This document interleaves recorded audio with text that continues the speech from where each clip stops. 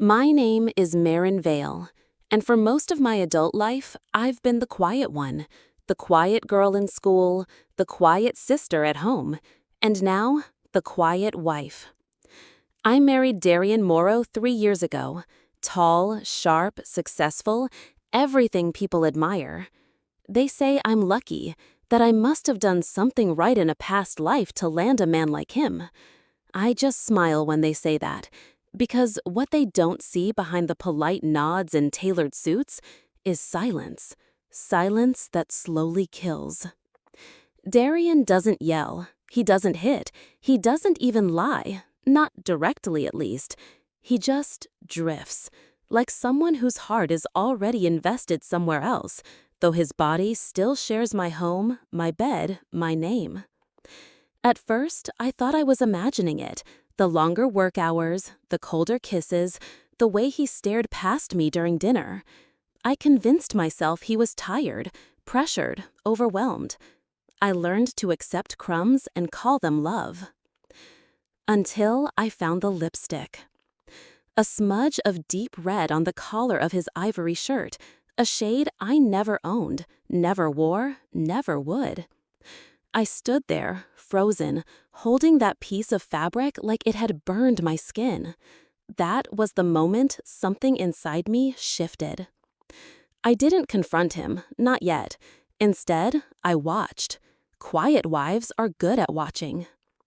3 days later, I unlocked his phone while he showered. Same password as always, his mother's birthday.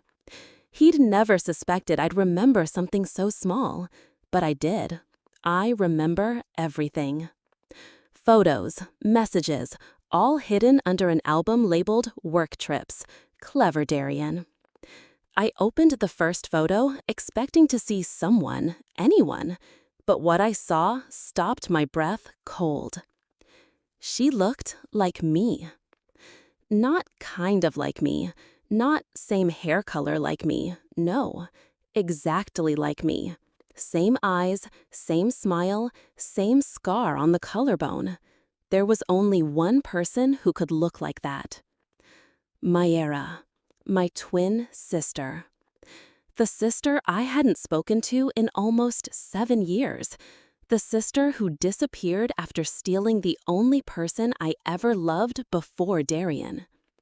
The sister who had always been louder, bolder, more dangerous. Seeing her again, not in person, but in the arms of my husband, was like swallowing broken glass. The anger didn't come immediately. What came first was a strange numbness, like I was watching someone else's life unravel, like this wasn't really happening to me. But then I remembered her voice.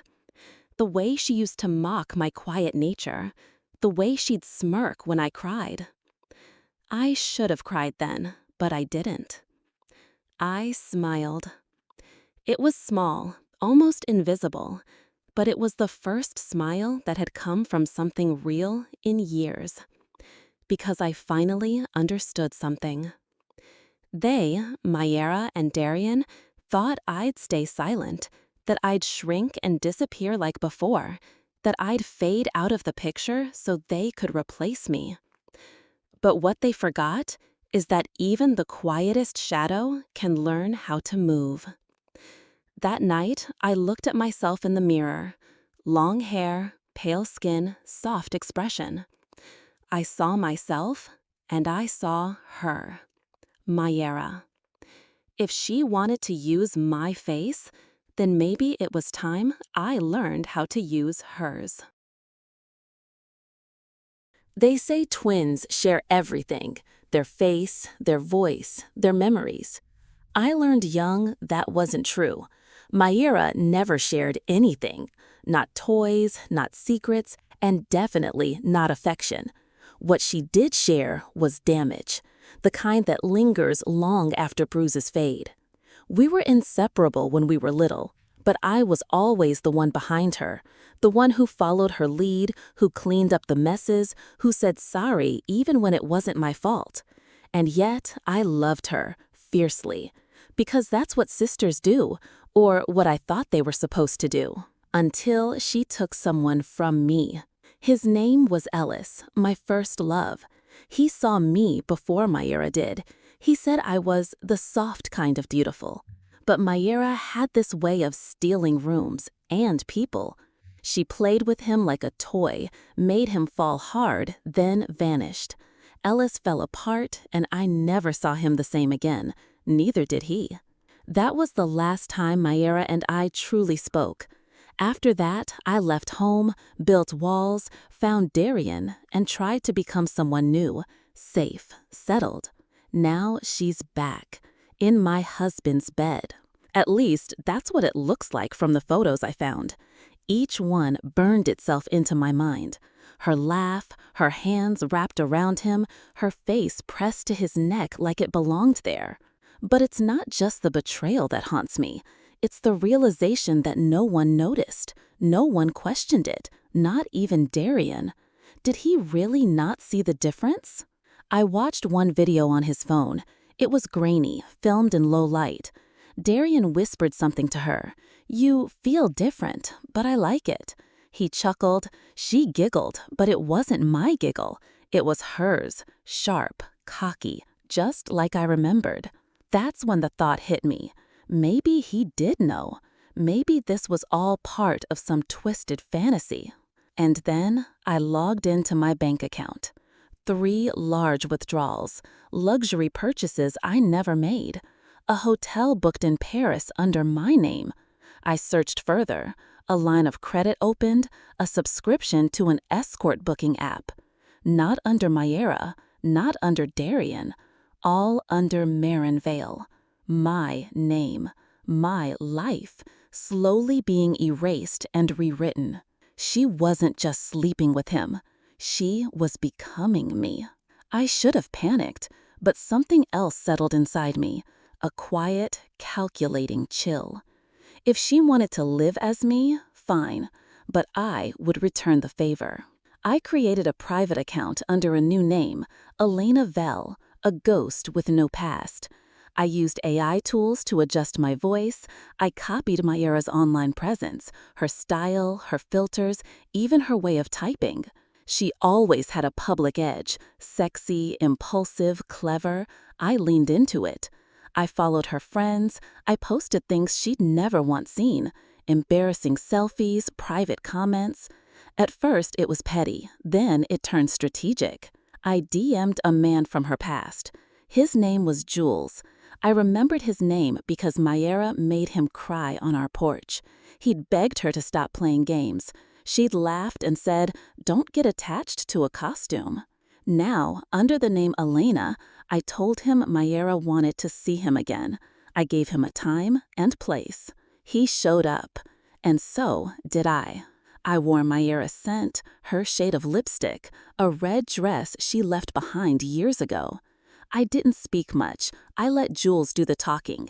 He cried again, told me I looked just like her. I smiled and said, "Maybe you never knew her at all." Before I left, I slipped a letter into his coat pocket. It contained screenshots, messages, proof that Myra was impersonating me and framing me. Let him burn that bridge for me.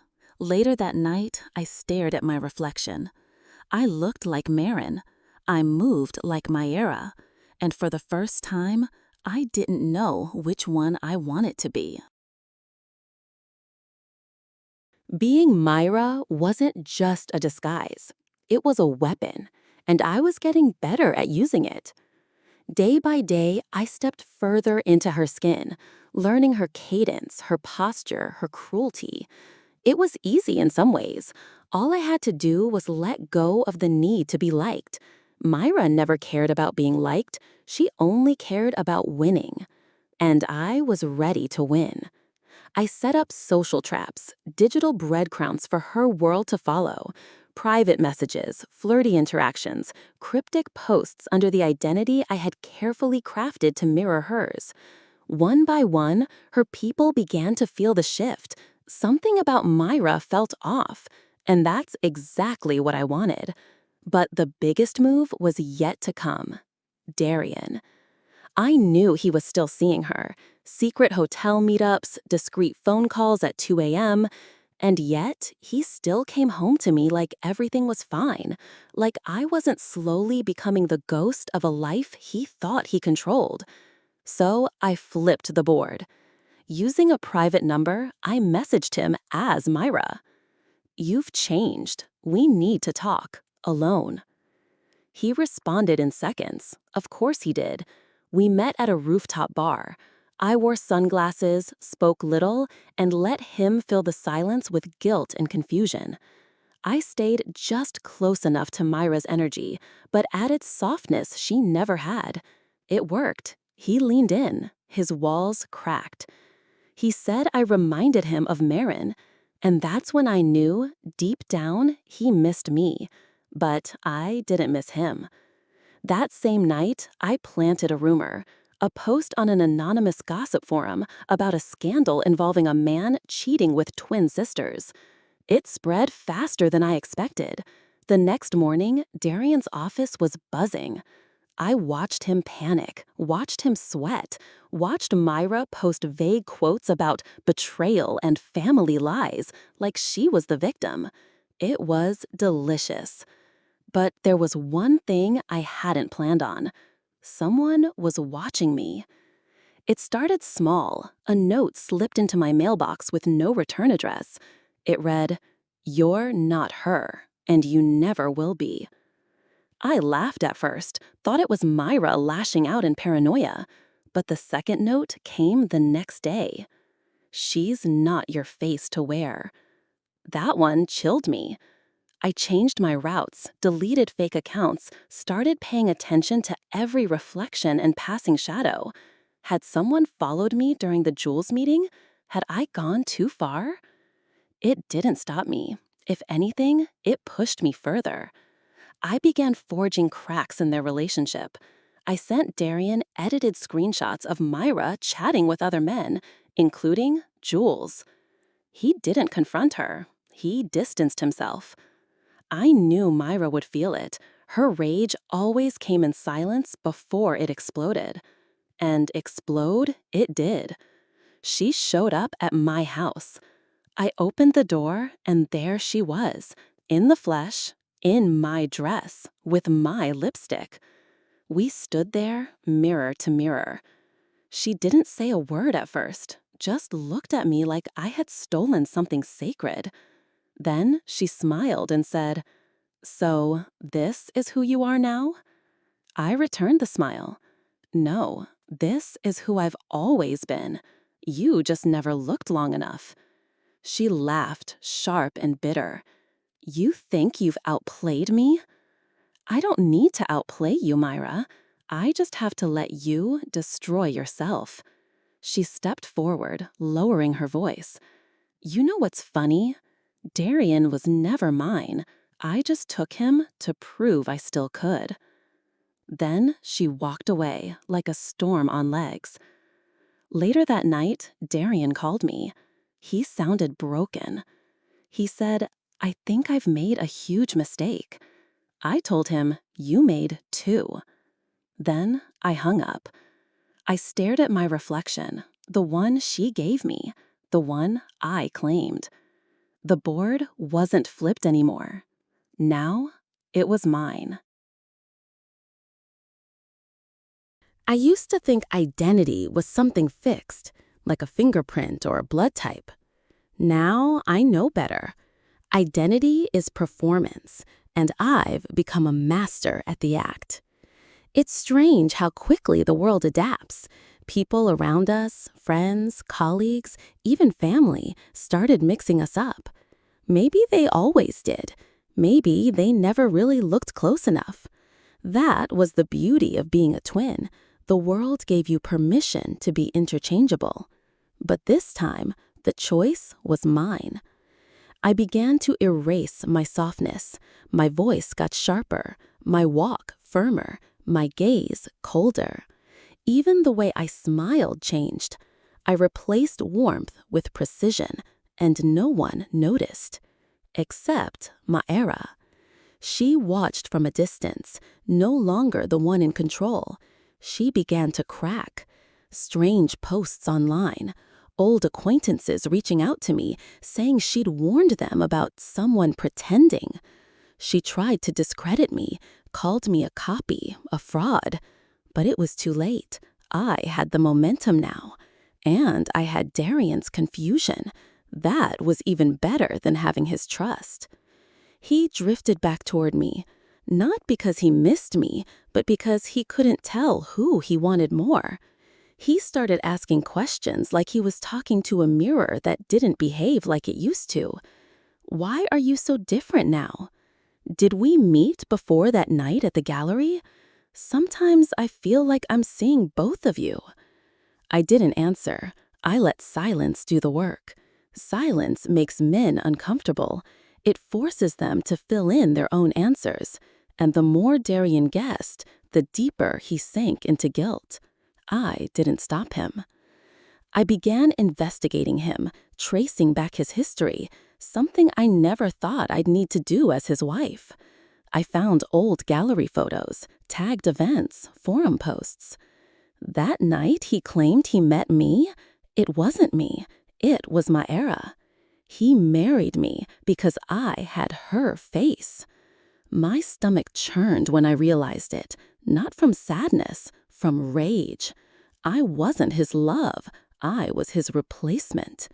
And still, I stayed, not because I loved him, but because I was finally playing my part in the drama she wrote and rewriting the ending. That night, I confronted him. I found old photos. You were with her before me. His face dropped. That tiny crack of panic, it was better than any confession. He said he didn't know, that he thought we were the same at first, that he fell in love with my kindness, not her chaos. But when she came back, he was confused. I never meant to hurt you, he said. I smiled. You didn't. He looked relieved. That was his mistake. I told him I needed space, some time to clear my head. He nodded, didn't ask where I was going. That was his second mistake. I went to Maera. She opened the door like she'd been waiting. Her new apartment was modern, expensive, and cold, like her. She didn't greet me, just stepped aside. We sat in silence for a while. Then I told her everything about the accounts, the forged transactions, the stolen identity, that I had records, statements, proof. She didn't flinch. She just smiled. You always needed my permission to exist, she said. Even now, you think wearing my skin makes you me? You're still just Marin, the backup copy. She expected me to break.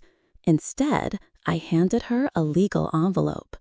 Restraining order, charges, identity theft, digital fraud, emotional abuse. I told her it could all go away if she did. She laughed in my face. You're bluffing, she said. You don't have the nerve. I didn't answer. I just stood up. Before leaving, I turned to her one last time. You took everything you could from me, I said, but now I've taken something from you. She tilted her head. What's that? I leaned in and whispered, the ending. What she didn't know was that I had recorded every word of that conversation, every threat, every smug laugh, all backed up in the cloud, all ready to detonate. The stage was set, and the final act was mine to write. They say when people are exposed, they run. Maera didn't run. She waited, proud, dangerous, and ready to burn. The video of her confession sat on a secure cloud server. I watched it once. That was enough. Her voice was exactly as I remembered it. Smooth, poisonous, confident. She wasn't scared. She never had been. But now she had something to lose. I sent a silent warning. No threats, no demands, just a link. One to Darian, one to a legal contact. No signature, no explanation. Let the truth do what I never could. destroy them without lifting a hand. Within days, things began to unravel, fast. Darian disappeared from social media. The company's website removed his profile. There were whispers, financial irregularities, internal investigations, quiet meetings behind glass doors. Mayera's online presence dimmed to nothing. Even the boldest predators know when they've been spotted. I didn't feel triumphant, not yet, because endings demand clarity, closure, confrontation. I chose the lake house, the place where we were once children before everything soured, the place untouched by years and betrayal. I cleaned it, prepared it, and waited. They came. Mayera arrived first, pristine but thinner. Her pride held her shoulders high, but her eyes betrayed the pressure she carried. Then came Darian. He looked different, like time had fast-forwarded on his face. Fewer words, less arrogance. I served tea. None of us touched it. There was tension, but no rage, not yet. Just silence, a shared understanding that this wasn't a conversation. It was an unmasking. I had nothing more to say aloud. I had said everything already, through recordings, through actions, through the path I had carved to get here. They had heard my voice, even when I hadn't spoken. As they sat, unsure of what to do next, I pulled out a recorder, not to intimidate, but to remind. The sound of Mayera's own words echoed in the small wooden room, her threats, her admissions, her disgust for me. I watched their faces carefully. Mayera didn't flinch, but I saw her jaw tighten. Darian looked confused, betrayed, ashamed. Not at me, at himself. He had fallen for both masks. He had confused cruelty for power and silence for weakness. I didn't ask for apologies. I didn't need tears or regrets. What I needed was for them to see me, not as Marin, the quiet wife or shadow twin, but as someone who could outlive them both without raising her voice. The silence broke when Mayera moved. She stood suddenly, sharp, purposeful. Her hand brushed the edge of the porcelain teapot on the table. For a split second, I saw the instinct in her, to lunge, to lash, to erase the part of me that dared to fight back. But she didn't get far. Darian, for the first time, stepped between us, not to protect, but to prevent. The movement was clumsy, reactive. The teapot hit the floor, shattered, not just into glass, but into what we'd all become, fragments of roles we no longer understood. No one screamed, not even Mayera. She collapsed into herself, not from pain, but from defeat. Her sobs were low, guttural, the sound of something unraveling from the inside. I stepped away, called for help, for witnesses, for legal closure, and then I left. Weeks passed. Courtrooms replaced conversations. Files replaced feelings. Restraining orders were granted. Identities were cleared. And the world moved on, unaware of how close it had been to something darker. Darian vanished into silence. His career halted, his name buried. Mayera disappeared, not by force, but by irrelevance. No more spotlight, no more performance. She had no one left to impress and nothing left to take. And me? I cut my hair, sold the house, changed the name on my ID. People asked who I was. I told them I was starting over. They smiled, assuming heartbreak or divorce. They never guessed the truth. They never needed to. I rented a small apartment in a quiet town. I planted herbs in my window. I walked at sunrise, wrote at night. I avoided Maris for a while, not because I feared Mayera's face, but because I wasn't sure if I still wore it. But time softened the lines. Time made the reflection mine again. I didn't become someone else.